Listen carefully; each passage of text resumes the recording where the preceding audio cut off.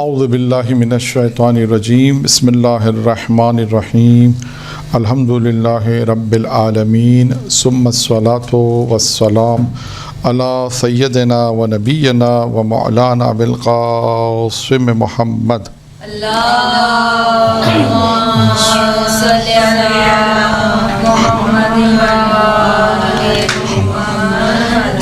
وأہل بیتہ الطیبین الطاہرین المعصومین المنتخبین المیامین اما بعد. آج کی جو گفتگو ہے وہ گفتگو کا تعلق ہے جنت سے.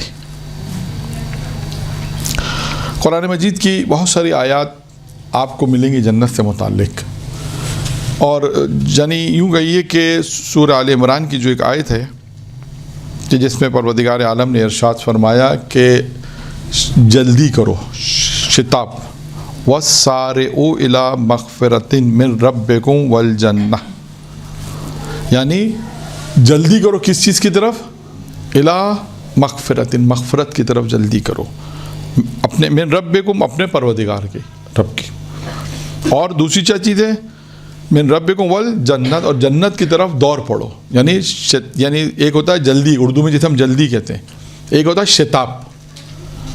ویسے اردو میں جسے کہتے ہیں کہ جلدی سے بھی جو لفظ آپ کے لیے زیادہ جو لفظ استعمال ہوتا ہے، تیز، جو بھی اسے استعمال کریں، جو لفظ شاید استعمال ہوتا ہے وہ شتاب، یعنی تیز اور زیادہ تیز. یعنی آپ جنت کی طرف اور اپنے رب کی بخشش مغفرت کی طرف جو ہے پروردگار کی جو ہے اس رحمت کی طرف دوڑ پڑیں. جس کا ایک اور ترجمہ بھی ہوتا ہے کہ دوڑ پڑیں، جتنا زیادہ جلدی سے زیادہ جو لفظ استعمال ہو سکتا ہو جسے آپ کہہ سکتے ہیں. ٹھیک ہے. پھر اس کے بعد انہوں نے خداوند متعال نے پروردگار عالم نے جنت کا جو ہے عرض و سماوات والارض، یعنی اس کا جو عرض ہے وہ زمین اور اس کا جو عرض ہے فرمائے کہ سارے اس کی جو وسعت ہے سارے آسمان اور زمین کے برابر ہے. یعنی جنت کی جو وسعت ہے وہ سارے زمین و آسمان کے برابر ہے. تو خیر، اور یہ ہے متقی کے لیے فراہم کی گئی ہے، یعنی جنت کس کے لیے ہے؟ متقی کے لیے ہے. یہ ایک آیت کا مختصر ترجمہ میں نے آپ کے سامنے پیش کیا. اور اسی طرح قرآن مجید کی آپ دیکھیے کہ آیات آپ کو جنت سے متعلق ملیں گی کہ پروردگار عالم نے جنت میں جانے کے یا ایک جنت میں جائیں تو اس کے کیا اسباب ہیں. خود ایک موضوع بھی ہے یہ کہ روایت معصوم علیہ السلام میں ہے، اور شاید ہو سکتا ہے ایک روایت بھی آئے، لیکن آج ہمارا جو موضوع ہے وہ ہے کہ وہ کون سے اعمال ہیں کہ جس پر پیغمبر نے ضمانت لی، گارنٹی دی. یعنی پیغمبر نے فرمایا جنت میں دوں گا، میری ضمانت ہے، جنت میں دوں گا. اب آپ سوچیں کہ جس چیز کی ضمانت اور گارنٹی پیغمبر اسلام حضرت محمد مصطفیٰ صلی اللہ علیہ وآلہ وسلم اگر لے لیں،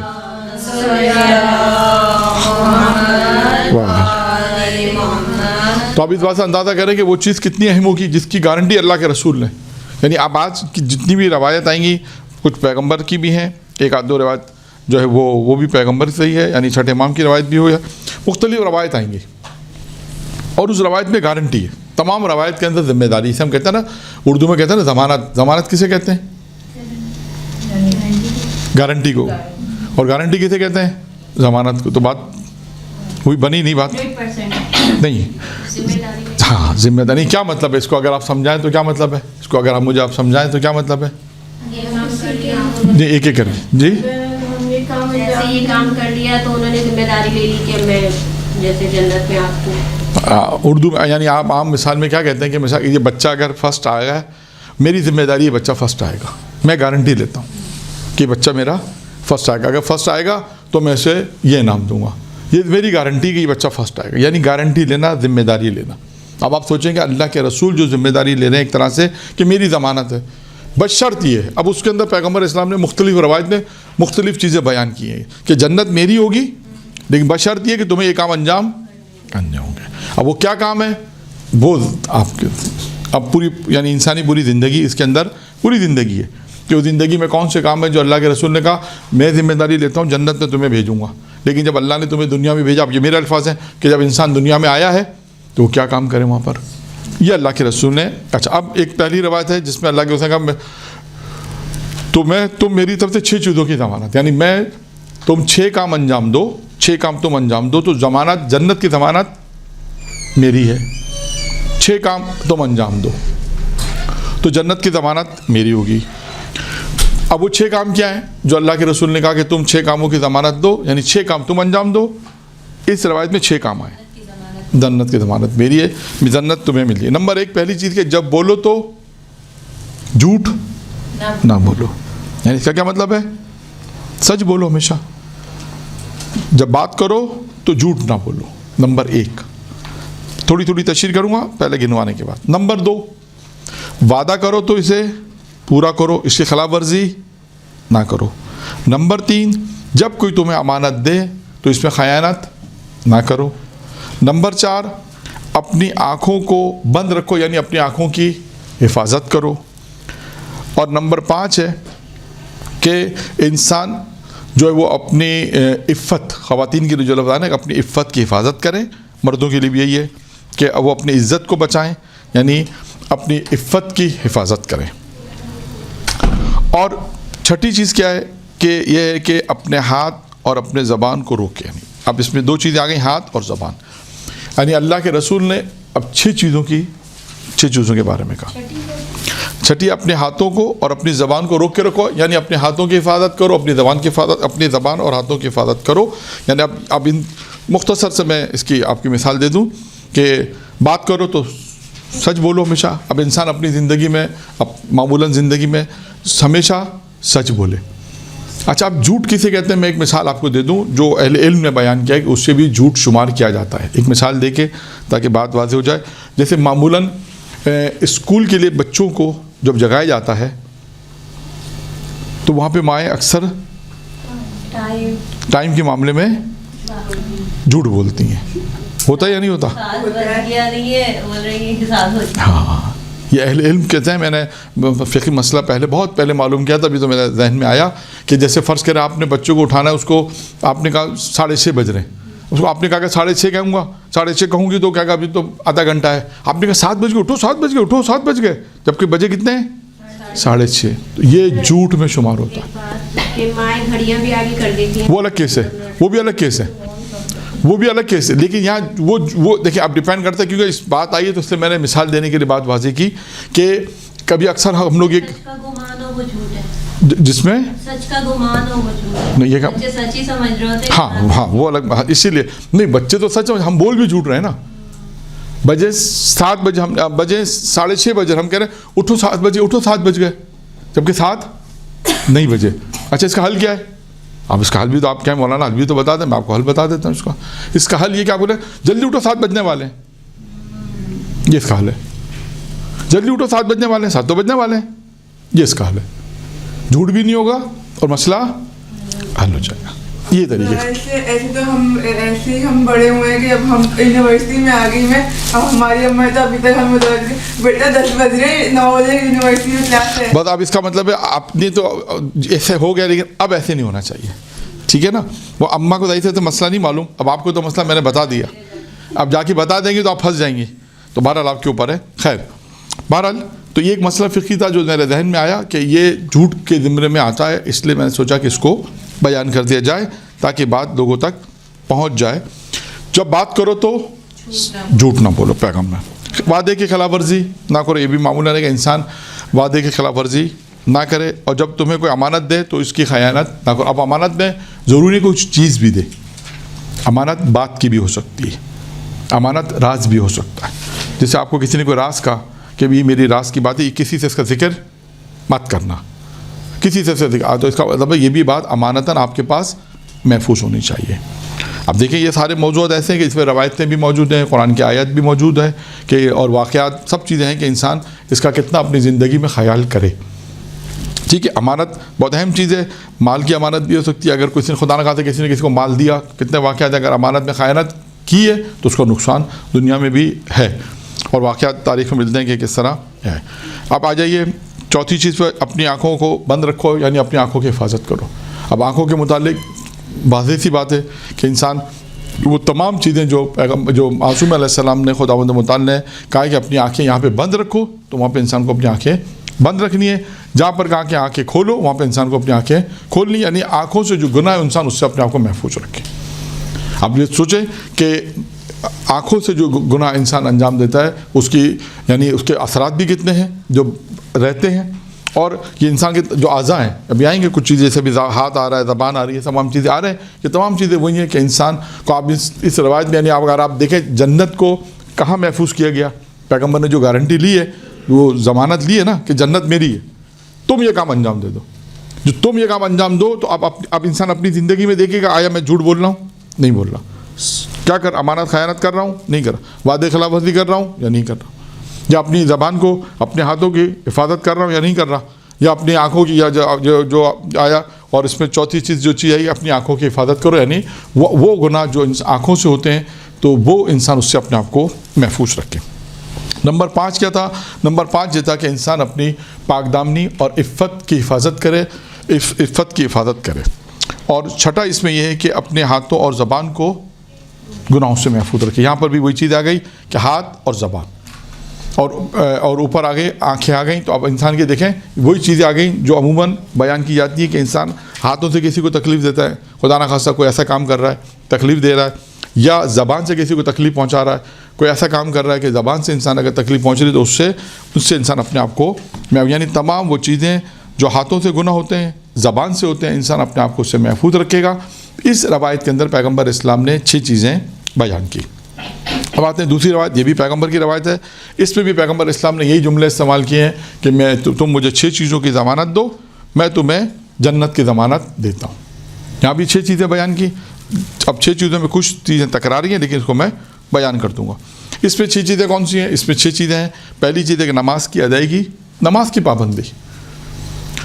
देखिए, नमाज की पाबंदी ये बहुत अहम है इंसानी ज़िंदगी के अंदर। आप देखिए अय्याम फ़ातिमिया में, जो अय्याम फ़ातिमिया के अंदर जनाब ज़हरा सलामुल्लाह अलैह की जब गुफ्तगू आई थी, दुरूद पढ़े मोहम्मद आले मोहम्मद,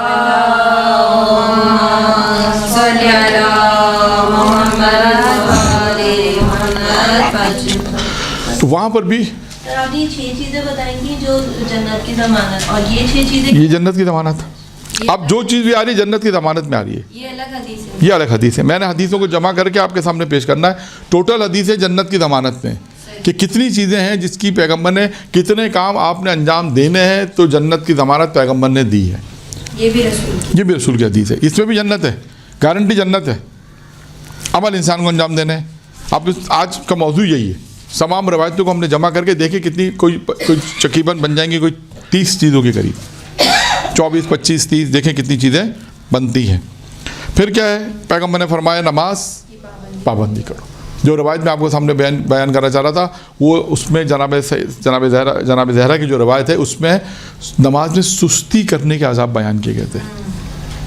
अब आप सोचें कि हम अपनी घर के अंदर बच्चों को जो तरबियत देने का सिस्टम है वो नमाज का, ये आप सबको अपनी एक जिम्मेदारी है कि नमाज हम भी पाबंदी से पढ़ें और बच्चों को भी पाबंदी से पढ़ाएं। और ये सब ये नहीं होगा जैसे हमारे यहाँ कहते हैं मौलाना बच्ची 12 साल की हो गई, 15 साल की नमाज नहीं पढ़ती। कहाँ से पढ़ेगी 12 साल की? कहाँ से 18 साल का लड़का 20 साल का कहता है मौलाना नमाज नहीं पढ़ता।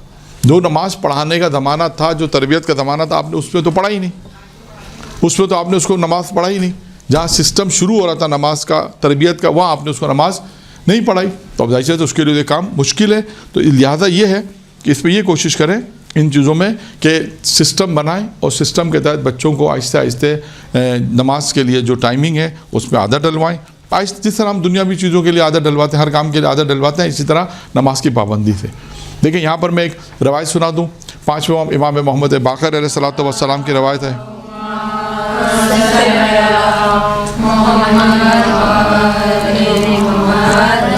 पहले भी रवायत आई होगी कि जिसमें जब रोज़े क़यामत में वो नौजवान जो उन्होंने दीन पे अमल नहीं किया होगा ना, जब वो पहुँचेंगे तो अल्लाह उन पे एतराज़ करेगा। अल्लाह से मुराद, अल्लाह बोलेगा नमाज नहीं पढ़ी, रोज़ा क्यों नहीं, तो वो किसको कसूरवार ठहराएंगे जानते हैं? किसको? वालिदैन को। जब पहुँचेंगे तो वो किसको कसूरवार ठहराएंगे? जब अल्लाह पूछेगा नमाज नहीं पढ़ी, रोज़ा क्यों नहीं रखा, तो वो क्या कहेंगे? वो किसको कसूरवार ठहराएंगे? वालिदैन को। लेकिन क्या ये कहकर वो बचेंगे नहीं? फिर भी इमाम मासूम ने फरमाया ये कहकर वो बचेंगे नहीं, परवरदिगार वालिदैन को तो पकड़ेगा, لیکن ان کو بھی پکڑے گا. کیوں؟ خدا ان سے یہ کہے گا کہ تمہارے محلے میں مسجد نہیں تھی, تمہارے محلے میں عالم نہیں تھے, چلو ماں باپ نے نہیں بتایا, اذان کی آواز گھر میں نہیں آتی تھی مثلا, کبھی نہیں پوچھا یہ اذان کی آواز کیا ہے, کبھی نہیں گئے مسجد میں, تو یہ کہہ کر بچیں گے نہیں. لیکن بالآخر روایت میں ہے کہ وہ قصور کس کو ٹھہرائیں گے؟ ماں باپ کو.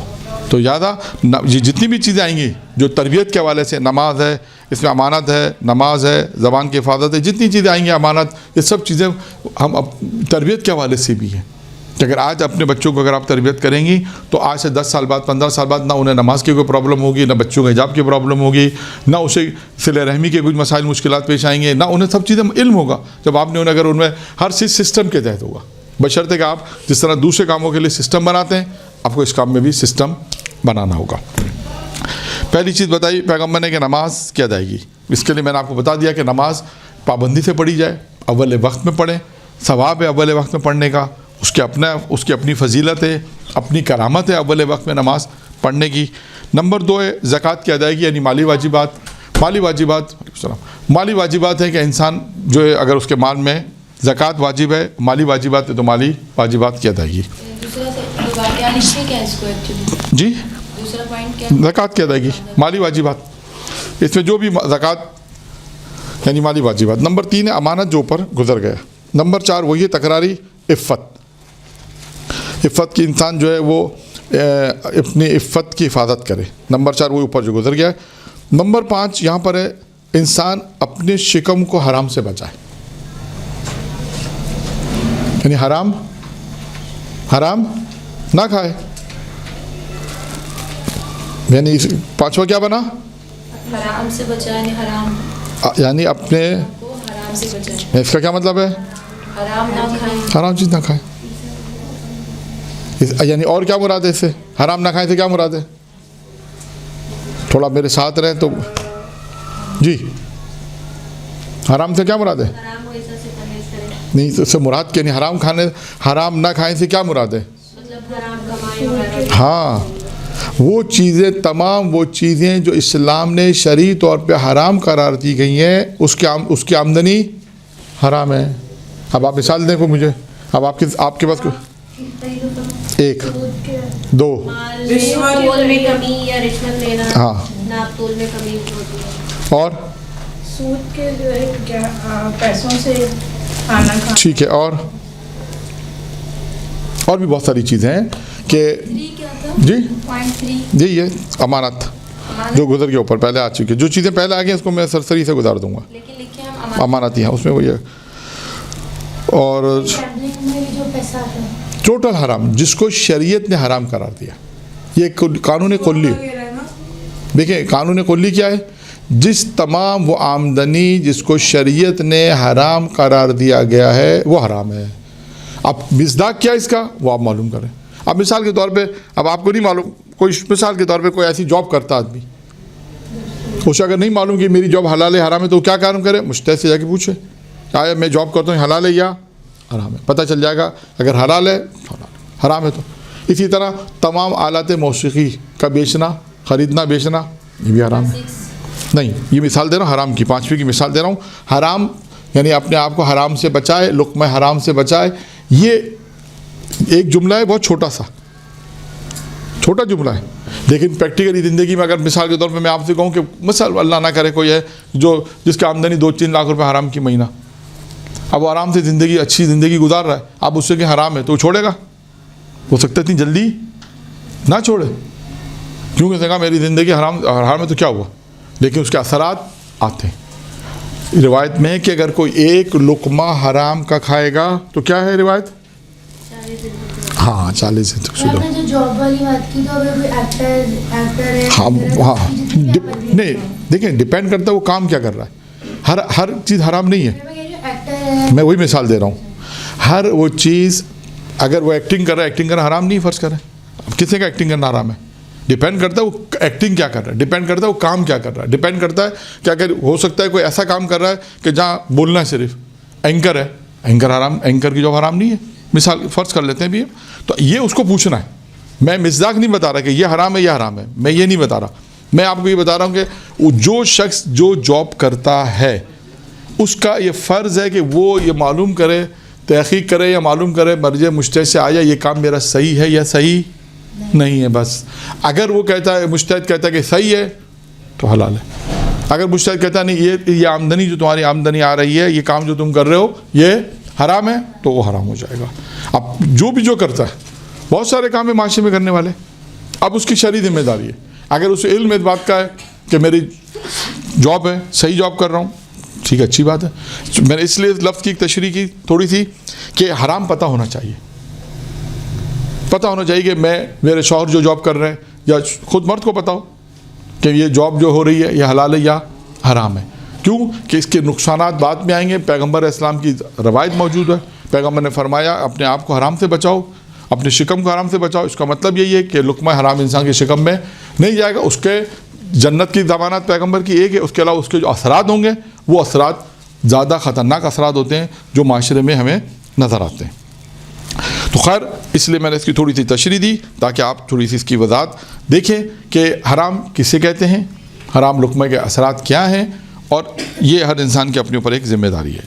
پھر اس کے بعد چھٹی چیز وہی ریپیٹ ہے, تکرار ہے کہ زبان کی حفاظت. یہاں پہ بھی اس روایت میں بھی 3 چیزیں میرا خیال ہے پہلے آ چکی ہیں. اس کو اس لیے میں نے سرسری سا بیان کیا کہ انسان اپنی زبان کی حفاظت کرے, اور یہ جگہ جگہ آئے گا. جتنی چیزیں آپ دیکھیے گا, پہلے بھی مختلف روایتوں میں سب چیزیں آئی ہیں, اور جتنی بھی چیزیں آئیں گی آپ دیکھیے گا, لب لباب ائمہ معصومین علیہ السلام کی روایتوں کا یہی ہے کہ انسان اپنی زندگی کو بہتر طریقے سے, اچھے طریقے سے گزارے. ٹھیک ہے. اب آئیے پیغمبر اسلام, یہ بھی پیغمبر کی ایک روایت نمبر 3. اس میں پیغمبر اسلام نے فرمایا کون ہے جو مجھ سے 5 چیزوں کی ضمانت مجھے دے دے اور جنت کی ضمانت مجھ سے لے لے. پیغمبر نے کہا کون ہے جو 5 چیزوں کی ضمانت دے. یہاں پہ 5 چیزیں بیان کی, پہلے 2 چیزیں ہم نے بیان کی, 6 جس میں 3 تکراری تھیں, تو گویا ہوئی 9 چیزیں. 3 اگر ہم ہٹا دیں تکراری تو 9 چیزیں ہم نے یہ بیان کی کہ جس میں پیغمبر اسلام نے جنت کی ضمانت دی. ٹھیک ہے. اب آتے ہیں 5ویں چیز, تیسری روایت. پہلی چیز تیسری روایت نے 5 چیزیں پیغمبر نے اس میں بیان کی کہ اللہ کے رسول نے فرمایا کوئی مجھے 5 چیزوں کی ضمانت دے دے تو میں اسے کس کی ضمانت دوں گا, جنت کی ضمانت. نمبر 1, اللہ کے لیے مخلص ہو جائے. اللہ کے لیے مخلص ہو جائے, اخلاص پیدا کرے اللہ کے لیے. کتنا ایک جملہ ہے نا, چھوٹا ہے لیکن کام کتنا مشکل ہے. آپ کام کریں, کوئی کام کرے اخلاص کے لیے, کوئی لوگ نہیں دیکھا آپ کے, جب تک لوگ نہیں دیکھیں مزہ نہیں آ رہا, لوگ تعریف نہیں کریں مجھے مزہ ہی نہیں آ رہا. اللہ کے لیے جو کام ہوتا ہے وہ اخلاص کے لیے. کہتے ہیں اللہ, میں پانچوں چیزیں بیان کرتا ہوں پھر تھوڑی سی تشریح. نمبر 1 کیا ہے, اللہ کے لیے اخلاص خلوص ہو جائے. نمبر 2, رسول اللہ کے لیے مخلص ہو جائے, رسول اللہ کے لیے اخلاص پیدا کرے. نمبر 3, کتاب اللہ کے لیے اخلاص ہو. نمبر 4, دین کے لیے اخلاص ہو.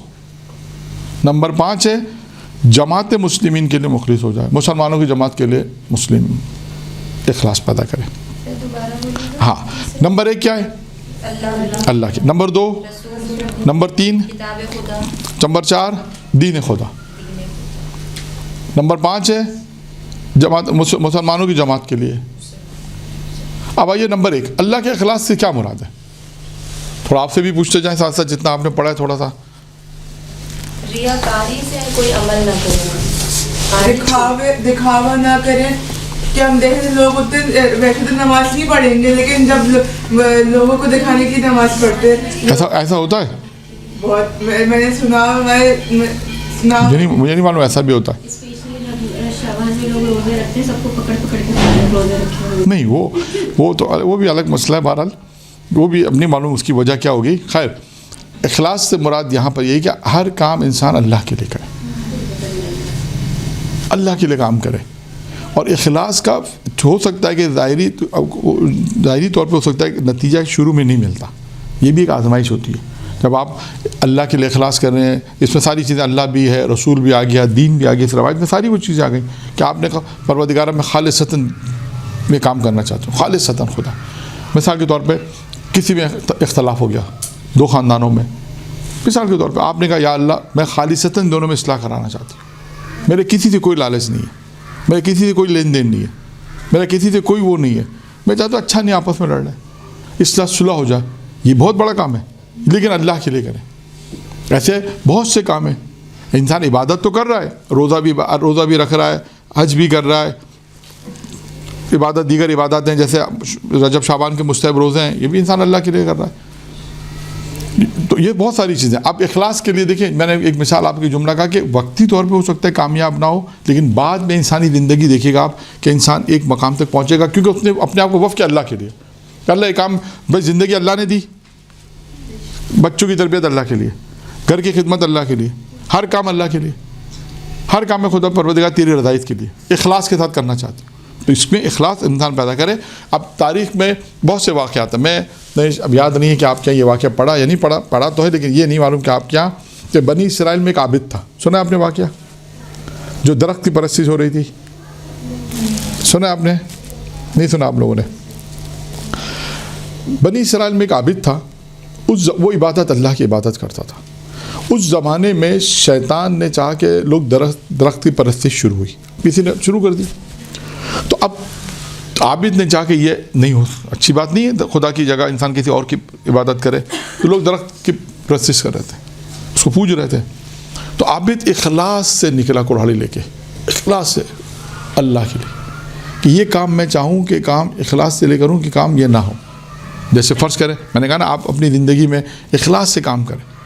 2 خاندانوں کی مثال میں نے دے دی, یا اور بھی بہت سی مثالیں کہ جہاں آپ کہیں کہ یا اللہ میں اخلاص کے ساتھ یہ کام کرنا چاہوں, صرف تیرے خاطر. کر کے دیکھیں, کرتی ہوں گی, ایسا نہیں ہے نہیں کرتی انسان, لیکن بعض اوقات انسان جب علم ہو جاتا ہے تو پھر لذت زیادہ آتی ہے, انسان اپنی زندگی میں کام کرتا ہے. اب عابد نکلا کڑھاڑی لے کر کہ درخت کو کاٹ دو. ادھر سے شیطان نکلا کیا کرنے کے لیے, بہکانے کے لیے. کس کو بہکانے کے لیے؟ عابد کو بہکانے کے لیے, کہ میں اس کو یہ بہکاؤں کہ یہ درخت نہ کاٹے. شیطان کا کام کیا ہے, وہی ہو رہی ہے, غیر خدا کی عبادت کروا رہا ہے. ادھر سے شیطان چلا, ادھر سے عابد چلا. اب عابد کو نہیں معلوم کہ جس سے میری ملاقات ہو رہی ہے یہ شیطان ہے. ورنہ اگر آپ کو پتہ چل جائے شیطان آ کے بہکا رہا تو آپ تو بولیں گے شیطان ہے, بھاگو بھاگو ادھر سے. انسان کو اگر پتہ چل جائے کہ شیطان ہے تو, لیکن شیطان کا یہی تو کمال ہے کہ وہ یہ پہچاننے نہیں دیتا کہ مجھے کوئی لوگ پہچانے. یہی شیطان کا کمال ہے, یہی تو شیطان کا کمال ہے کہ وہ پہچاننے نہیں دیتا.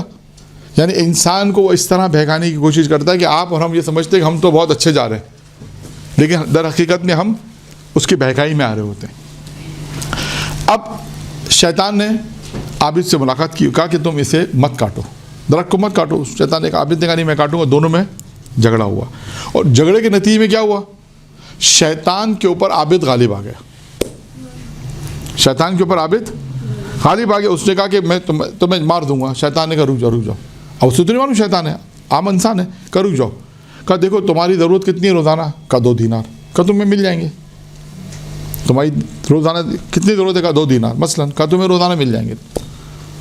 تمہارے روزانہ تکیے کے نیچے تو 2 دینار تمہیں مل جائیں گے. مثلاً تم میری جان چھوڑ دو. اب دیکھیں انسان کا ایمان کہاں پہ ڈگمگاتا ہے, پیسوں پہ, مال پر. جا رہا ہے اللہ کے لیے, اخلاص اللہ کے لیے کہ یہ کام نہ ہو, لیکن شیطان آئے گا. یعنی اس کا مطلب یہاں پہ بات کو روک رہا ہوں کہ ہم اپنی زندگی میں بھی دیکھیے گا کہ جب آپ اخلاص سے کوئی کام کرنے کے لیے جائیں گے, اخلاص سے کوئی کام کرنے کے تو بیچ میں لوگ آئیں گے. جو بیچ میں لوگ آ رہے ہیں نا, یہ سمجھ جائیں یہ کون ہے, یہ شیطان. یہ آپ کو سمجھنا ہے. کوئی آ کے شیطان آ کے نہیں کہے گا ہاں میں شیطان ہوں, میں آپ کو بہکا رہا ہوں. ایسا کوئی نہیں کہے گا, ایسا کوئی نہیں کہے. یہ آپ کو جج کرنا ہے خود کہ شیطان تو نہیں بہکا رہا. جب یہ شیطان انسان کے دل میں کیا کہتا ہے, وسوسہ ڈالتا ہے. یہ شیطان کو ایک عام وجود, کسی نے آج تک شیطان کو نہیں دیکھا. آپ میں سے کسی نے دیکھا ہے؟ نہیں دیکھا, لیکن آپ کو پتہ ہے کہ شیطان ہے. اب اس نے کہا 2 دینار مل جائیں گے. اس نے کہا ٹھیک ہے. عابد نے چھوڑ دیا. عابد اپنی زندگی میں, شیطان اپنے کاموں میں. اب 2 دینار اسے مل جاتے تھے. کچھ عرصے بعد جہاں سے 2 دینار ملتے تھے, مثلا تکیے کے نیچے سے ملتے تھے, اس نے دیکھا دینار تو نہیں. اب پھر کراڑی اٹھائی, پھر چلے کہ اب درخت کاٹیں. ادھر سے پھر شیطان آ گیا. اب جب دونوں میں جھگڑا ہوا تو نتیجہ کیا ہوا, اب شیطان عابد پر غالب آ گیا. کہ اب تو تم درخت کاٹو گے؟ بولا نہیں. اب بولا درخت کاٹو گے تو میں مار دوں گا. اب اس عابد نے شیطان سے سوال پوچھا. کیا سوال پوچھا؟ کہ مجھے سمجھ میں یہ نہیں آیا کہ پہلے میں تم پہ غالب آ گیا اور اب تم مجھ پہ غالب آ گئے, اس میں فرق کیوں, ایسا فرق کیوں ہوا؟ بقول ہمارے استاد کہ شیطان ہم سے زیادہ زرنگ اور تیز ہے، تبھی تو ہمیں دھوکہ دیتا ہے۔ اچھا، اس کا مطلب یہ نہیں کہ آپ کے مولانا آپ نے تو ہمارے چلو اب تو ہم بہکاتے ہیں شیطان ہم زیادہ تیز، نہیں، اللہ نے آپ کو اس کے اسباب دیے، عقل دیے، شعور دیا، نبی دی، ہدایت دی، قرآن دی، تمام چیزیں اس لیے دی کہ شیطان کو سمجھیں اور شیطان کا مقابلہ کریں۔ کوئی یہ نہ کہے کہ بھائی شیطان تو زیادہ تیز ہے اب تو ہم ہاتھ پیر ہمارے کٹ گئے، نہیں، بلکہ ہمیں سمجھنا ہے۔ اب شیطان، عابد نے سوال کیا، کس سے سوال کیا؟ شیطان سے، کہ یہ کیا ماجرا سارا؟ اب سنیے شیطان کا جواب۔ شیطان نے جواب بڑا، کہتے ہیں معرفت والا جواب دیا، یہی اصل درس ہے۔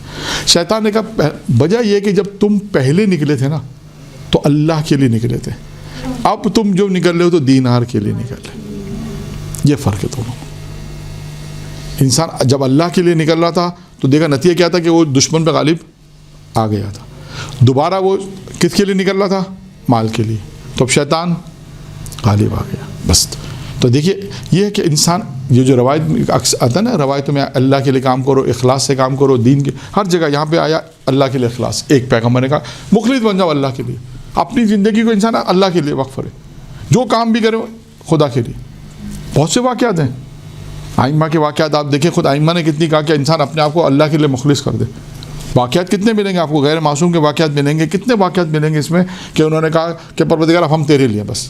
نبیوں کے واقعات ملیں گے آپ کو۔ تو یہ تمام چیزیں کیا ہیں کہ انسان کو زندگی گزارنے کے لیے ایک سہارا ہے۔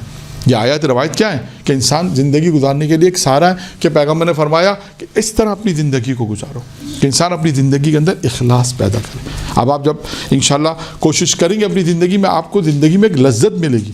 دیکھیے زندگی میں لذت ہے، اللہ نے چار چیزوں میں رکھا۔ میں صرف اس روایت کو پورا نہیں بیان کرتا، ضمنی طور پہ بیان کر رہا ہوں۔ زندگی میں لذت، یہ روایت غالباً امیر المومنین کی روایت ہے یا معصوم کی روایت ہے، یہ تو کنفرم ہے کہ معصوم نے فرمایا کہ اللہ نے چار چیزوں میں رکھا۔ اس میں ایک چیز کیا ہے؟ ایک چیز ہے کہ زندگی کی لذت کا، زندگی کی لذت کو خدا نے، معصوم فرماتے ہیں کہ ماں باپ کے ساتھ نیکی میں رکھی، ماں باپ کے ساتھ ہمدردی میں رکھی، ماں باپ کے ساتھ اچھے سلوک میں رکھی، تو یہ انسان اپنی زندگی میں لذت لے۔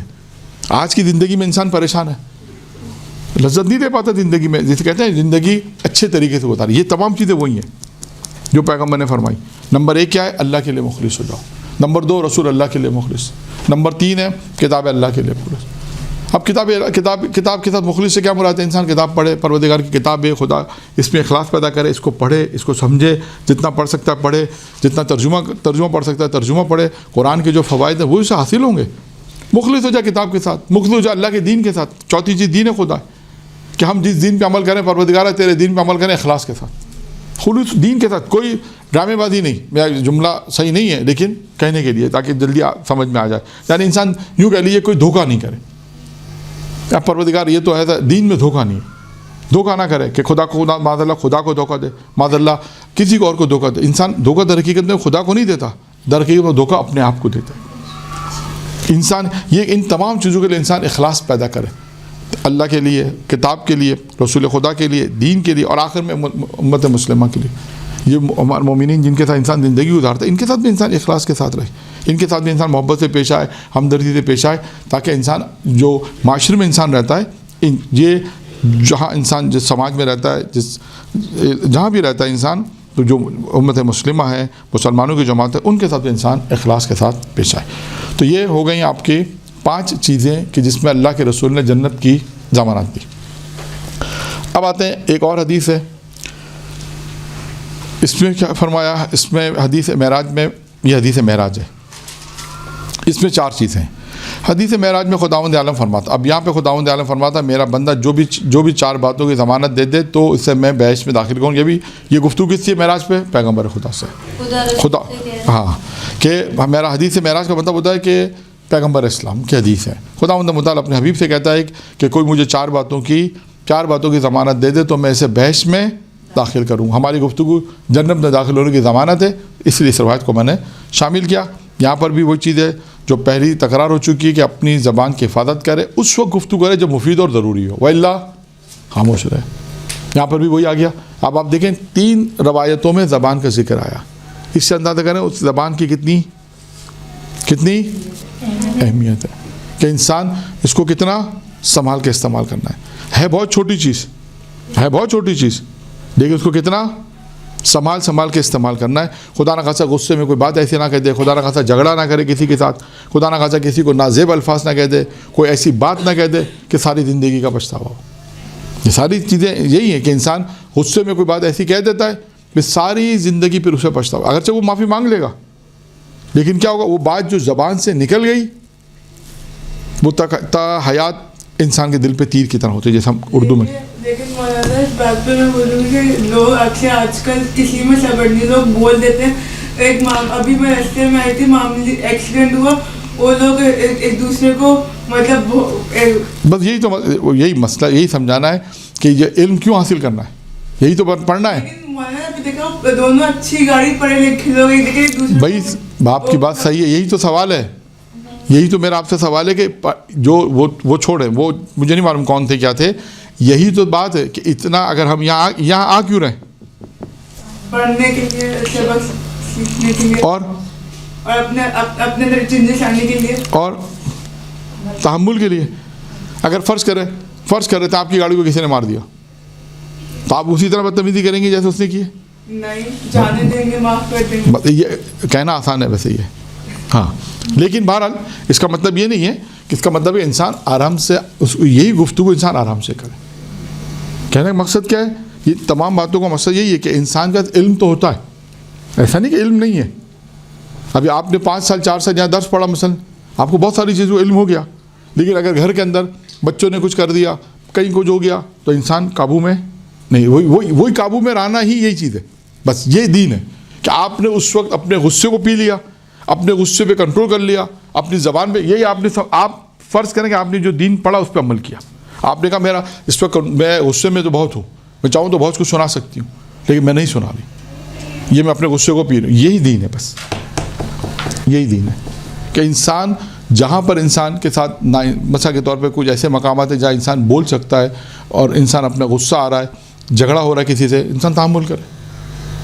मैं इसलिए कह रहा हूँ कि बात औक़ात मैंने कहा पहले भी कि कुछ चीज़ें इंसान को मुश्किल लगती हैं, लेकिन बहरहाल इंसान कंट्रोल करेगा आहिस्ते आहिस्ते। एक इंसान बहुत ज़्यादा गुस्सा करता है, कंट्रोल करे कि गुस्सा कम करे।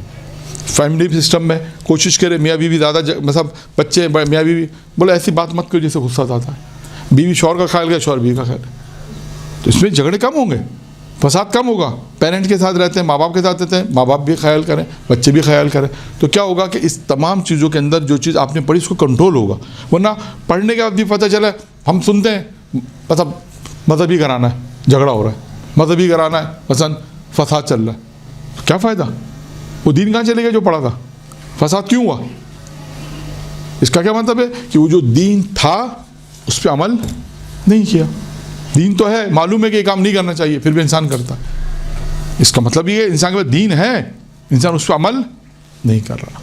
बस ये सब चीज़ें, ये सारी चीज़ें वही जो पढ़ाई जा रही हैं, जो आप मुसलसल क्लासों में आ रही हैं, हर यही चीज़ है कि इंसान कहीं पे जाता है, कहीं पे कुछ किसी से नाचाकी हो गई, किसी ने कुछ कह दिया, तो इंसान तहम्मुल से सुने, फिर उसको तहम्मुल से उसको जवाब दे। ठीक है, हो सकता है सामने वाला तहम्मुल नहीं कर रहा हो, वो ना करे, आप तो तहम्मुल कर सकती हैं। ये तमाम चीज़ें वही हैं जो आइम्मा अलैहिस्सलाम ने, मासूम अलैहिस्सलाम ने, आप देखिए जन्नत की ज़मानत किन चीज़ों में मिल रही है, तमाम इन चीज़ों में जन्नत की ज़मानत मिली कि इंसान अपनी ज़िंदगी को अच्छा बनाए। जन्नत मिल रही है किन चीज़ों में कि इंसान इन चीज़ों की, यहाँ पे वही फरमाया कि इंसान अपनी ज़बान की हिफाजत करे, व इल्ला खामोश रहे। 2, अपने इल्म की हिफाजत करे, पैगम्बर मेरे इल्म की हिफाजत करे, यानी जो पैगम्बर ने, यानी मेरे इल्म की हिफाजत कर मुराद है जो अल्लाह के रसूल जो इल्म दिया है, इंसान उसको पढ़े लिखे। फिर मेरी नज़र की पासदारी करे, मुराद यही है कि पैगम्बर ने फरमाया मेरी नज़र की पासदारी करेगा, यानी पैगम्बर इस्लाम की नज़र की पासदारी से मुराद यही है कि जो चीज़ अल्लाह के रसूल ने कहा है कि इंसान इसको अंजाम ना दो, उसको अंजाम ना दे। अच्छा, अब यहाँ पर एक चीज़ और है कि इसकी आँखों की ठंडक भूख है। भूख किसे कहते हैं? तकलीफ़ में इंसान रहता है भूख में ना। आप इसको इस तरह समझें कि कहते हैं ना बच्चे हमारी आँखों की ठंडक है, यानी इंसान कहते हैं ना ये हमारी आँखों की ठंडक मुहावरा इस्तेमाल होता है। मुमकिन है शायद ये मुराद हो कि अब यानी उसकी आँखों की ठंडक क्या है? भूख, यानी खाली पेट लेना उसको ज़्यादा अच्छा लगता है, ये उसकी आँखों की ठंडक है। यानी शिकम भरा हुआ उसको ये अच्छा नहीं लगता। ठीक है, سر یہ 4 سمجھ نہیں آیا. ہاں 4 اس کو سمجھیں ایک محاورے کے طور پہ استعمال ہوا ہے. جیسے اب جو جنہوں نے ترجمہ کیا عربی سے میں ترجمہ پڑھ رہا ہوں اس لیے اس کی آنکھوں کی ٹھنڈک کیا ہو؟ بھوک. تو ہم لکھیں کیا؟ جو میں بول رہا ہوں لکھیں اس کی آنکھوں کی ٹھنڈک بھوک ہو. پہلے اس کو لکھیں پھر سمجھا دیتا ہوں پھر سمجھاتا ہوں.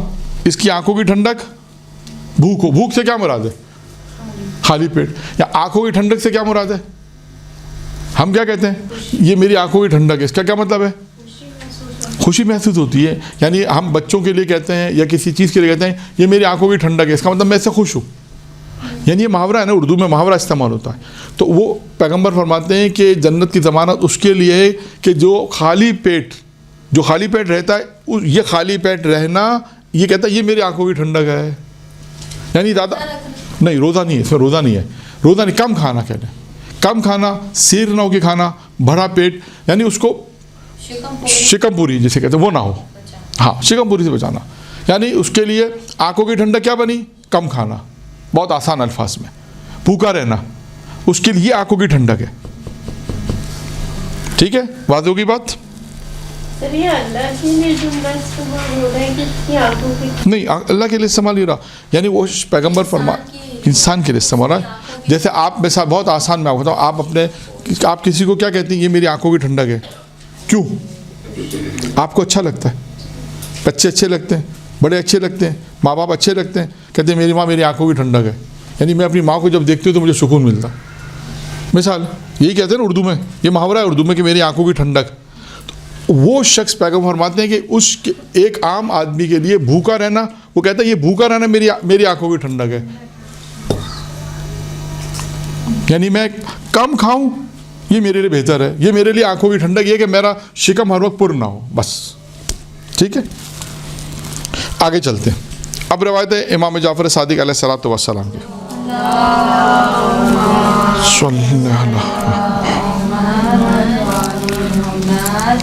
امام نے فرمایا کہ اللہ تعالیٰ نے مومن کو جنت کی ضمانت دی 4 کام میں. مومن کو ضمانت دی جنت کی ضمانت دی 4 کاموں کے لیے.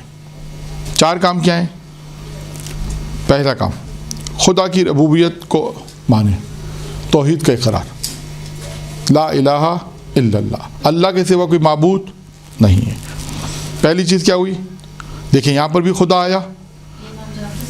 ہاں اور دیکھیں یہاں پر پہلی چیز خدا آئی. پہلے پیغمبر کی ایک روایت ہے کہ اللہ کے لیے مخلص ہو جاؤ. یہاں پر پہلے اللہ کو ماننا ہے.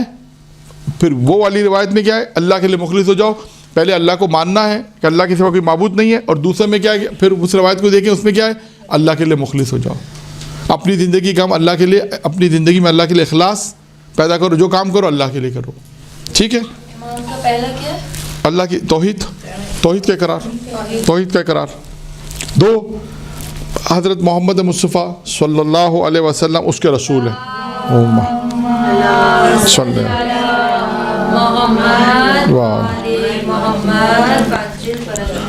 دوسرا کیا ہے کہ پیغمبر اسلام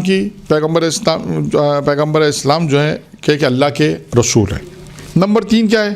حضرت علی کے ولایت کو قبول کرے. علی کی ولایت کا اقرار کرے. اور چوتھا ہے کہ اپنے فرائض کو انجام دے. یہ 4 چیزیں ہیں جو چھٹے آخر میں فرمایا تو خدا اس سے اپنے جواہر رحمت میں ٹھہرائے گا. جواہر رحمت یعنی وہی جنت میں جواہر رحمت. جنت ایک رحمت میں سے تو اس کا مطلب یہ ہوگا اللہ اسے جنت بھیجے گا بشرط کہ یہ 4 چیزیں انجام دے. دیکھیں پہلی کیا ہے؟ توحید. دوسری رسالت. تیسری امامت ہے. چوتھی فرائض کے انجام. بہت سمپل اور آسان ہو گیا. توحید رسالت امامت اور اپنے فرائض کی ادائیگی وہی تمام واجبات کی ادائیگی. اب اس میں نماز روزہ حج زکوٰۃ خوم صلہ رحمی تمام واجبات اس کے اندر آ جائیں گے. جی فروع دین اس میں آ جائیں گے. اور پہلی والی میں اصول دین آ جائیں گے. توحید رسالت بہت پہلے اگر پہلے 3 کو دیکھیں تو اصول دین ہے اور چوتھے کو دیکھیں تو فروع دین ہو جائے گا. اس طرح ہو جائے گا. ٹھیک ہے یہاں تک ہماری بات ایک مکمل ہو گئی. ایک اور حدیث. اب آتے ہیں 2 حدیثیں تقریباً 2-3 حدیثیں اور ہیں. پھر انشاءاللہ تعالیٰ اس کی جتنی ہو سکتی اتنی تشریح آپ کے سامنے بیان کریں گے. یہ حدیث ہے. اب آئیے یہ حدیث ہے حضرت محمد مصطفیٰ صلی اللہ علیہ وآلہ وسلم. محمد दुरूद इतना स्लो स्लो क्यों पढ़ लें?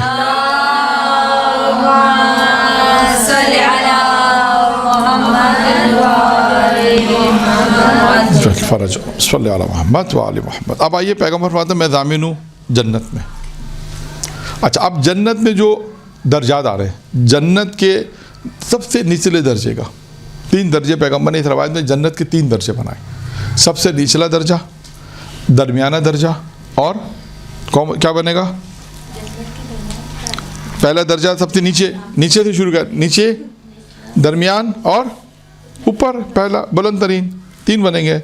बुलंद तरीन दर्जा, अल्लाह के रसूल ने फरमाया कि मैं ज़ामिन हूँ जन्नत के निचले दर्जे का, यानी मैं घर दूंगा उसको जन्नत में, उस शख्स को घर दूंगा निचले दर्जे में, पाइन जिसे हम लोग कहते हैं फ़ारसी में पाइन, तो फ़ारसी में पाइन बोलते हैं, यानी नीचे निचले दर्जे, यानी ग्राउंड फ्लोर जैसा आप कह रहे हैं। चलो आसानी आपकी आसानी है, ग्राउंड फ्लोर जैसे कह सकते हैं।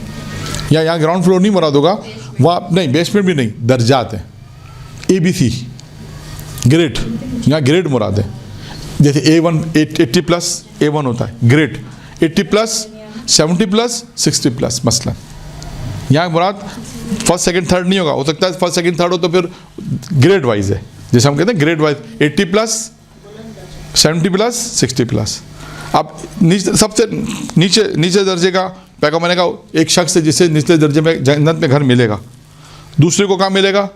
दरमियानी दर्जे में, तीसरे को कहाँ मिलेगा? बुलंद तरीन दर्जे, सबसे ऊपर। अब आइए, ये किन लोगों को मिलेगा सवाल है। अब आइए, खुद 27 को छोड़ दे, खुद 27 कहते हैं अपने आप को बड़ा समझना, अपनी तारीफ़ करना, बल्कि और आसान, अपनी तारीफ़ करे, अपनी तारीफ़ करना छोड़ दो, ख्वाह वो खुद वो हक पर ही क्यों ना हो। अगर जो अपनी तारीफ़, बहुत आसान है उर्दू में, अपनी तारीफ़ रवायत में बहुत ज़्यादा मना आया कि इंसान अपनी तारीफ़ खुद अपनी तारीफ़ ना करे, बहुत मना आया कि इंसान अपने आप को बड़ा चढ़ा के पेश करे, मैं ये हूँ, मैं वो हूँ, मैं तो ये करता हूँ। नहीं, कोई दूसरा तारीफ़ करे अलग मसला है। तभी आप हमेशा इनकिसारी क्या आया, इनकिसारी यही है कि इनका कोई आपसे कि आप तो बहुत अच्छा काम करते, नहीं बस सरकार बस तौफीक परवरदिगार है, ये इनकिसारी नहीं। हाँ, हम तो ये भी करते हैं, जैसे आपने कहा कि जैसे भी कहा कि रोज़े भी रखे, अरे हम तो नमाज़ शब भी पढ़ते हैं, पता चला रोज़े का तो नमाज़ शब का भी उन्होंने इजाफा कर दिया। खैर ऐसा भी होता है। खैर खुद 27 को छोड़ दे, यानी अपनी तारीफ़ को छोड़े, ख्वाह वो हक पर ही क्यों ना हो, वो हक पर है, तब जाकर उसको जन्नत में कहाँ दर्जा मिलेगा? 60 प्लस, निचले दर्जे का। फिर आइए, ये झूठ को छोड़ दे, ख्वाह वो मजाक के तौर पे ही क्यों ना बोला हो। ये झूठ वही आ गया जो मैंने मिसाल दी थी आपको, पहली भी मिसाल एक दी थी, अब ये दूसरी मिसाल आ गई। झूठ को छोड़ दे, पैगम्बर फरमाते हैं ख्वाह वो मजाक में क्यों ना हो, तो उसे कहाँ घर मिलेगा? दरमियानी दर्जे का, 60 प्लस 70 प्लस समझ लें आप। अब आइए आखिर में, पैगम्बर फरमाते हैं अच्छे इखलाक के मालिक बन जाओ, तो कहाँ घर मिलेगा? सबसे ऊपर। और काम भी सबसे ज़्यादा मुश्किल है इसमें, अच्छे इखलाक के मालिक बन जाओ। कोई कहे माशरे में अगर हो तो क्या इनका अखलाक बहुत अच्छा है, अच्छे अखलाक के मालिक। ये इस रवायत में क्या हमें क्या दर्स मिला? 3 चीज़ें, 3 काम छोड़ो, 3 काम में से 2 कुछ छोड़ने के, कुछ करने के। अपनी तारीफ़ छोड़ दो तो जन्नत के तीसरे दर्जे में, निचले दर्जे में। झूठ को छोड़ोगे जन्नत के दरमियानी दर्जे में, और अच्छे अखलाक के मालिक बनोगे तो जन्नत के बेहतरीन दर्जे में, बेहतरीन। ये आसान नहीं है अच्छे अखलाक का मालिक होना, इस पर बहुत मेहनत चाहिए, इस पर बहुत जहमत चाहिए। जो आपने बात की दूसरी वाली झूठ वाली बात के मजाक में नहीं करें, नहीं करना चाहिए। एक मैं बात कह रही हूँ कि मजाक में किया, लेकिन हमने फ़ौरन बता दिया कि भाई लेकिन हम मजाक कर रहे हैं। बस यहाँ पे ये आया कि मजाक में झूठ नहीं। देखिए ये रवायत में ये आया, ये नहीं आया रवायत में कि बाद में बता दिया तो क्या होगा, रवायत में ये नहीं आया। इस रवायत में मसला ये होता है कि अगर आदमी झूठ के मुतालिक है कि अगर आपने झूठ मजाक में कहा और उसने सच समझ लिया तो झूठ होगा, ये है फ़िक़ी मसला। तो लिहाजा इंसान ऐसी बात ना करे कि वो सामने वाला सच समझ ले। लेकिन कुछ बातें ऐसी हैं आपको पता है झूठ है, वो यकीन ही नहीं कर, या मिसाल के तौर पे कोई ऐसी बात कि पता है कि झूठ हो ही नहीं सकती, तो वो उसमें शुमार नहीं होगी। या कभी कोई तंज़िया बात करें तो लहजे से पता चल जाता है कि मजाक, वो अलग चीज़ है। बहरहाल झूठ के लिए इतना है कि जो एपिसोड में एक मिसाल एक पहले आई थी, मैं पहली एक मिसाल शुरू में आप शायद नहीं थी, उसमें एक पहले एक मिसाल आई थी کہ جھوٹ کسے کہتے ہیں. جھوٹ کی تعریف نہیں کی تھی میں نے, سے ایک مزاق بیان کیا تھا کہ صبح اسکول کے اٹھتے اور صبح جب بچوں کو مائیں اٹھاتی ہیں تو اس میں جھوٹ استعمال زیادہ ہوتا ہے. میں نے مثال دی تھی, بس اب بچے کو 6:30 بج رہے ہیں, ہم اسے کہتے ہیں 7 بجے اٹھو 7 بجے اٹھو, جبکہ 7 نہیں بج رہے ہوتے. یہ جھوٹ ہے. تو اس کا حل بھی میں نے بتا دیا. اس کا حل یہ کہ تفصیل سے بات پہلے گفتگو میں آ گئے, زیادہ دوبارہ صرف ہلکا سا ریپیٹ کر رہا ہوں کہ اس میں یہ بتا دیا کہ آپ اس کا حل کیا ہے کہ آپ اس سے کہیں کہ جلدی اٹھو 7 بجنے والے ہیں, جلدی اٹھو 7 بجنے والے ہیں, 7 تو بجنے والے ہیں. تو اس کا حل بتا دیا میں نے آپ کو. جو پریکٹیکل جو مسٹیک ہو رہی تھی وہ بھی میں نے بتا دی, اس کا حل تھا وہ بھی میں نے آپ کو بیان کر دیا کہ آپ اس طرح بات کریں کہ جھوٹ بھی شمار نہ ہو, کیونکہ اہل علم میں اس کو جھوٹ شمار کیا ہے. اگر آپ نے اس طرح بچوں کو اٹھایا تو کہتے ہیں یہ جھوٹ شمار ہوتا ہے. اب آگے چلتے ہیں. اب آئیے دوسری 2 روایتیں اور رہ گئی ہیں, اس کے بعد پھر آپ نے بھی روایت بتائی کہ رسول خدا نے کہا کہ میں ضامن ہوں جنت کے نچلے درجے کا. نچلے درجے میں گھر ملے گا. ہاں, تو باقی کے جو 2 درجات ہیں بتا تو دیا آپ کو. جھوٹ اس کے بھی رسول ہی خدا تھا. ہاں تو ایک ہاں تو میں نے کہا نا روایت رسول خدا سے. پچھلے درجے کا اگر یہ کرے گا, درمیانے درجے کا اگر یہ کرے گا. ہاں ٹھیک ہے. اب آئیے یہ بھی روایت رسول خدا کی جو اب بیان ہو رہی ہے. کوئی مجھے جنت کے 4 گھروں کے بدلے میں 4 چیزوں کی ضمانت دے دے. کوئی مجھے جنت کے 4 گھروں کے بدلے میں 4 چیزوں کی ضمانت دے دے. نمبر 1, مال کو وہ خرچ کرے, فخر نہ کرے. 4 گھروں کے بدلے مجھے 4 چیزیں, وہ 4 چیزیں پیغمبر کہہ رہے ہیں میں جنت کے 4 گھر دوں گا. چیزوں کی ضمانت. ہاں وہ 4 چیزیں مجھے, میں جنت میں 4 چیزیں مجھے ضمانت دے, میں 4 گھر دوں گا. نمبر 1 کس چیز کی ضمانت ہے؟ وہ مال کو خرچ کرے, فخر سے نہ ڈرے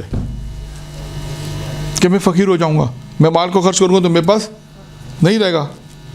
اس چیز سے پیغمبر کہتے ہیں یہ کام نہ کرے, بلکہ اللہ کی راہ میں مال خرچ کرے, فخر سے نہ ڈرے. فخر یعنی غربت سے نہ ڈرے, فخر سے نہ ڈرے. فے قاف رے, فخر کہتے ہیں غربت کو, نہ ڈرے. یعنی یہ اس سلسلے میں نہ رہے کہ میں نے مال خرچ کیا تو میرے پاس کیا بچے گا, نہیں. بلکہ آپ یہاں پر میں آپ کو امام رضا علیہ الصلوۃ والسلام کی روایت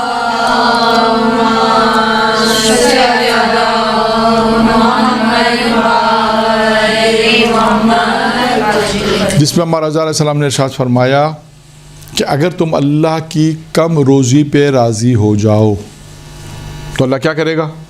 اور دیں گے ہم کو. اللہ کی تم کم روزی پہ راضی ہو جاؤ, وہ تمہارے کم عمل پہ راضی ہے. ہاں یہ روایت امام رضا علیہ السلام. جیسے آپ نے بولا ہے کہ لوگوں کو, لیکن آج کل تو گینگ بن گئی ہے فقیروں کی کہ نہیں, وہ آپ کے اوپر تحقیق ہے, آپ کے اوپر ہے کہ جو ایسا نہیں ہے. معاشرے کے اندر بہت سے افراد اس وقت بھی ایسے ہیں کہ جو مالی مشکلات کا شکار ہیں. بس وہ تو ہیں, بس جہاں پر پتہ ہے وہاں پہ انسان کرے, جہاں پہ نہیں معلوم وہاں پہ انسان احتیاط کرے گا. جہاں پر انسان یہ جانتا ہے کہ میں نے یہ بھی عرض کر دوں, یہاں پر بات آئی ہے تو یہ بھی بیان کروں کہ مالی خرچ کے اندر انسان اس طرح کام کرے جیسا ائمہ کی سیرت میں آیا ہے کہ اس طرح خرچ کرے کہ دوسروں کو پتہ نہ چلے. آپ اس طرح لوگوں کی مدد کریں کہ دوسروں کو پتہ نہ چلے. مالی مدد کرے جو کر سکتا ہے. دیکھیں امکانات کے اوپر ہے. ایک آدمی کہتا ہے میرے پاس نہیں ہے تو وہ نہیں کر سکتا. کچھ لوگ ہیں جیسے مال خمس ہے, سادات ہیں, سادات کی مدد کر سکتے ہیں. جو مجتہد تقلید کرتا ہے اس کا فتویٰ معلوم کرے, اور سید اگر کوئی رشتہ دار, کوئی دوست, احباب جہاں سادات ہیں ان کی مدد کرے. اور اسی طرح سیم امام ہے. مثال دے رہا ہوں میں آپ کو کہ ایک بات سمجھانے کے, صدقہ ہے, سیم امام ہے, یہ جو انسان اس سے انسان دوسروں کی مدد کرے. یا اس کے علاوہ ڈونیشن ہے. بھائی بہت ماشاء اللہ پیسے ہیں, اللہ تعالیٰ نے صاحب استعداد ہیں, ڈونیشن بھی لوگ دیتے ہیں. پیسے ہیں ڈونیشن بھی دیتے ہیں, اس سے لوگوں کی مدد کرے. تو یہ تمام چیزیں ہیں کہ انسان یہ مال کو خرچ کرے, مال کو جمع نہ کرے. پیغمبر فرماتے ہیں اس ڈر سے یہ مت ڈر رکھے کہ میں فخر سے نہ ڈرے, یعنی میں فقیر ہو جاؤں گا. مال کو خرچ کرے, فخر سے نہ ڈرے. ایک پھر اس کے بعد پیغمبر نے فرمایا پوری دنیا میں سلام کو عام کرے, سلام کو عام کرے. پھر فرمایا یہ چیز بھی ریپیٹ ہو رہی ہے جو پہلا ہی کہ خود ستائش, اپنی تعریف کو چھوڑ دے, خواہ تم حق پری کی نہ ہو. وہی تیسرا وہی ہے پوری دنیا میں سلام کو عام کرے, یعنی سلام کو رائج کرے. یعنی ایک سنت ہے سلام کرنے کو رائج کرے. سلام کیونکہ سنت ہے. انسان بات ہوگا کیونکہ یہاں پہ امام حسن علیہ الصلوۃ والسلام کی روایت ہے, درود پڑھے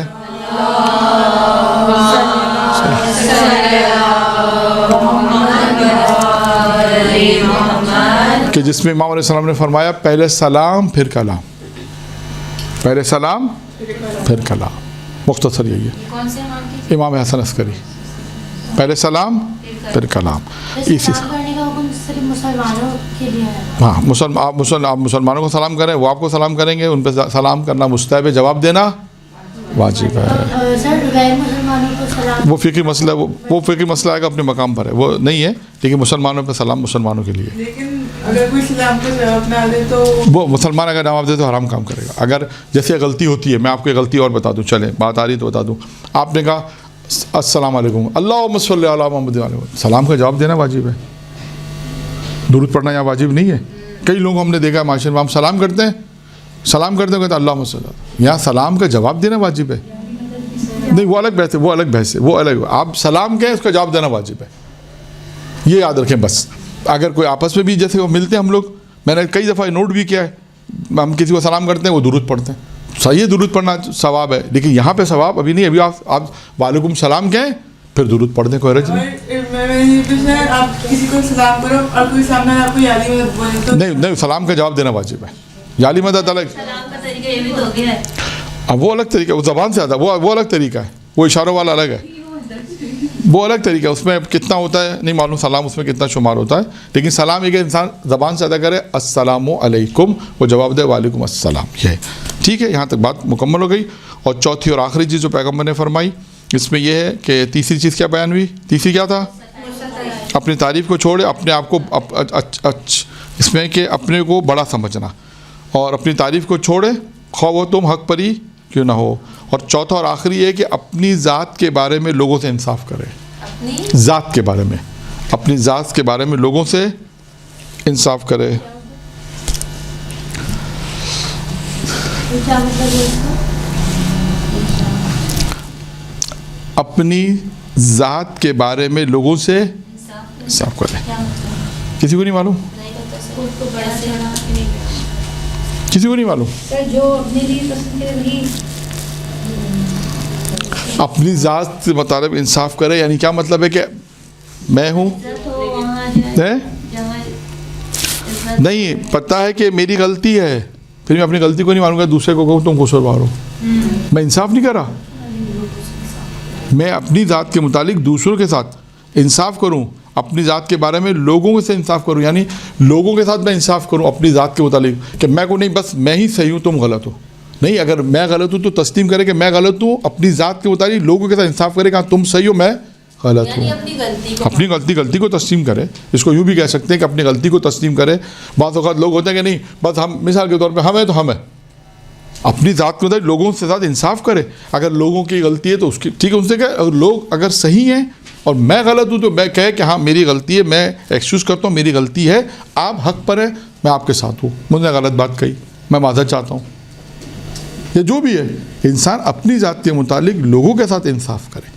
لوگوں کے ساتھ یہ نہیں ہوتا، آپ دیکھیے گا، آپ اگر کبھی کبھی ایسا ہوتا ہے لوگ کہتے ہیں بس ہم ہی حق پر ہیں، جبکہ سارا محلہ کہے، سارا گھر کے آپ حق پر نہیں ہیں، وہ بات نہیں مانتا. مثال کے طور پر وہ کہ نہیں بس میں حق پر ہوں اور میں جو کہہ رہا ہوں وہی صحیح ہے. گھمنڈی ٹائپ جو ہوتے ہیں. ہاں بس یہ ہو سکتا ہے. تو لہٰذا ایسا انسان نہ کرے، بلکہ کیا کرے کہ انسان اپنی ذات کے متعلق لوگوں کے ساتھ انصاف کرے. اگر اس کی اپنی غلطی ہے تو اس غلطی کو تسلیم کرے کہ میری غلطی ہے، اور اس کے بعد یہ کہے کہ میری غلطی ہے، لوگوں سے کہے کہ میں معذرت چاہتا ہوں. تو یہ تقریباً ہم نے آپ کے سامنے چند روایت معصوم علیہ السلام کی پیش کر دی، اور اس کے ساتھ ہی یہ والا چیپٹر تو ہم نے کلوز کر دیا. چلیں ایک روایت اور ہے، وہ بھی میں آپ کو بیان کر دیتا ہوں. یہ روایت ہے، یہ بھی اس کا تعلق بھی جنت سے تعلق رکھتی ہے یہ روایت، اور یہ روایت ہے حضرت امام محمد باقر علیہ الصلوۃ والسلام.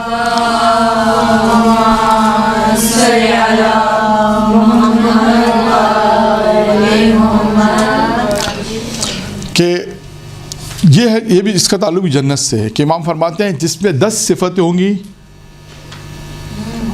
اور جب اللہ کے حضور پیش ہوگا تو اللہ اسے جنت میں بھیجے گا، یعنی جنت میں داخل کرے گا، جس کے بعد 10 صفتیں ہوں گی. میں جلدی جلدی ان صفتوں کو بیان کر دیتا ہوں. یہ ساری صفتیں وہی ہیں، اللہ اس کو جنت میں بھیجے. ہاں اللہ اس کو جنت میں بھیجے گا، جنت میں ڈالے گا. اچھا یہ تقریباً روایتیں وہی ہیں ساری جو ان چیزوں کا آگے جو پہلے آ چکی، لیکن یہ روایت ایک علیحدہ سے ہے. اس لیے اس کو میں علیحدہ بیان کر رہا ہوں. لیکن کیونکہ دیکھیں اور اس روایت میں کیا فرق ہے, وہ جتنی روایتیں میں نے آپ کے سامنے بیان کی وہ سب ضمانت والی ہیں, گارنٹر والی ہیں. اس میں گارنٹی نہیں ہے, اس میں کہ اللہ کے اگر اس شخص میں یہ صفات ہوں گی تو اللہ اسے جنت میں بھیجے گا. پہلی صفت کیا ہے؟ توحید کی گواہی, رسالت. پہلی چیز ہے توحید کی گواہی کہ خدا کے سوا کوئی معبود نہیں ہے, ایک. دو, محمد اللہ کے نبی ہیں, رسول ہیں. تین, جو کچھ حضرت محمد پر نازل کیا اللہ نے اس پر اقرار کرے. جو کچھ بھی نازل کیا, قرآن نازل کیا, اس کا اقرار کرے. جو کچھ بھی اللہ نے پیغمبر پہ نازل کیا ہے اس کا اقرار کرے, اور جو کچھ پیغمبر نے حکم دیا ہے. یعنی یہاں سے ہم ایک نقطہ نکال سکتے ہیں کہ پیغمبر اسلام نے جو پیغمبر پہ جو چیزیں اللہ نے نازل کی ہیں اور جو چیزیں ان کو عطا کی ہیں ان سب کا اقرار کرے. ٹھیک ہے, کتنی چیزیں ہو گئیں؟ 3. چوتھی کیا ہے؟ نماز کی پابندی. 5ویں زکوٰۃ کی ادائیگی. 6ٹھی ماہ رمضان کے روزے. یہ ابھی تک نہیں آئے تھے, ماہ رمضان کے روزے, یہ ایک اس میں اضافی چیز ہے. 7واں کیا؟ حج. اگر کوئی مستطیع ہو گیا ہے, حج واجب ہے, تو حج کیا کرے گا؟ حج ادا کرے گا. اگر اس کا حج واجب ہے تو حج ادا کرے, بیت اللہ کا حج کرے, اللہ کے گھر جائے. حج واجب ہے وہ ادا کرے. اور یہاں پر آپ اپنے طور سے فقہی مسائل بھی معلوم کریں کہ کس پر حج واجب ہے, کس پر حج واجب نہیں ہے. کیونکہ ہو سکتا ہے کہ بہت سارے ایسے لوگ ہوتے ہیں جن پہ حج واجب ہوتا ہے, وہ سمجھ میں واجب نہیں ہے. وہ جائیں جا کے برج مشتری سے پوچھیں کہ ہمارے پاس اتنی پراپرٹی ہے, ہمارے پاس اتنا مال ہے, مثال کے طور پہ آیا حج ہم پہ واجب ہے یا نہیں ہے. یا ہو سکتا ہے وہ کہیں کہ نہیں ہے مثلا, یا وہ بعض لوگ کہتے ہیں کہ نہیں کیش ہونا چاہیے. نہیں, جائیں اپنے مرج مشتری سے پوچھیں کہ ہاں مجھ پر حج واجب ہے یا واجب نہیں ہے. اگر وہ کہ حج واجب ہوتا ہے یہ تمام چیزوں کے ساتھ تو حج پہ جانا ضروری ہو جائے گا. بیت اللہ کا حج کرے, یہ بھی ایک اللہ کے گھر جائے, اور اگر حج واجب ہو جائے تو اس کو ادا کرے. 8واں ہے اولیاء خدا سے تولا. اولیاء خدا سے مراد وہ اہل بیت علیہ السلام سے محبت. اولیاء خدا سے تولا یعنی ان سے محبت کرے. نمبر 9 ہے دشمنان خدا سے تبرہ, یعنی دشمنان خدا جو ان سے دوری اختیار کرے. اور آخری اس میں انہوں نے فرمایا امام نے کہ نشہ آور چیزیں جو ہے انسان کو جو چیزیں نشے میں لے کر آتی ہیں انسان اس سے پرہیز کرے, انسان اس سے دور رہے. نشہ والی چیزیں جو نشہ آور چیزیں وہ چیزیں جو انسان میں نشہ پیدا کرتی ہیں, نشہ لے کر آتی آ گئی نا. اولیاء خدا کون ہے؟ اولیاء خدا وہی ہیں جن سے محبت کہا گیا, یہ بھی آ گیا. اور جو کچھ ہم نے محمد پہ نازل کیا اس میں بھی آ گیا کہ جو کچھ نازل کیا, اور جو پیغمبر نے کہا ہے کہ مثلا علی کی ولایت کا اقرار کرو, اہل بیت سے محبت کرو, یہ بھی اس میں آ جائے گا. اور اس کے علاوہ دیگر روایتوں میں بھی آیا ہے کہ حضرت علیہ السلام کی ولایت کا اقرار کرو تو جنت تمہیں ملے گی. تو یہ اس روایت کو بھی میں نے مختصر بیان کیا, جس میں 5ویں امام نے فرمائی کہ 10 صفتیں ہیں کہ جس میں فرماتے ہیں جب اللہ کے حضور شامل ہوگا, پہنچے گا اللہ کے حضور, تو اللہ اسے جنت میں بھیجے گا. یہ 10 صفات اس میں ہونی چاہیے, جس میں 10 صفات ہوں گی وہ جنت میں جائے گا. درود پڑھے محمد و آل محمد.